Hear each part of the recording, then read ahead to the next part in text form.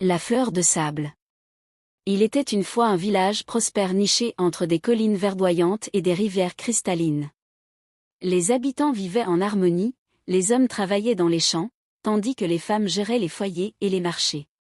Mais cette paix fut perturbée le jour où une étrangère arriva. Elle se nommait Ahara.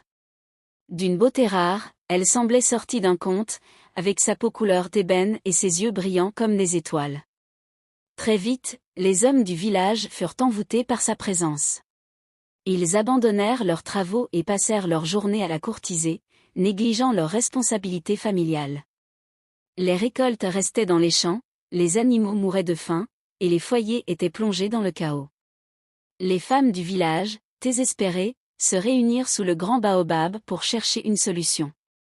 Certaines suggéraient de chasser Zahara, d'autres voulaient que les anciens interviennent.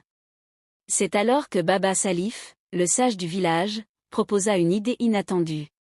Avant de condamner, écoutons son histoire, dit-il. Parfois, le mal apparent cache une douleur profonde. Un conseil fut organisé. Zahara fut invitée à s'exprimer. D'abord méfiante, elle finit par raconter son histoire. Elle avait grandi dans un village lointain, entouré d'amour et d'innocence. Mais un jour, son monde s'écroula. Trahie par ceux qu'elle aimait, elle fut vendue à un homme cruel. Pendant des années, elle avait vécu dans la honte et la douleur, utilisant sa beauté comme une armure pour survivre. Finalement, elle avait fui, espérant trouver un endroit où recommencer. Les villageois furent touchés par son récit. Zahara n'était pas une femme maléfique, mais une âme blessée cherchant un refuge. Donnons-lui une chance, proposa Baba Salif.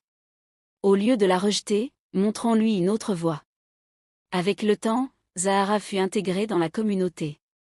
Elle apprit à travailler dans les champs, à tisser, et même à chanter avec les autres femmes. Sa beauté, autrefois perçue comme une malédiction, devint une force.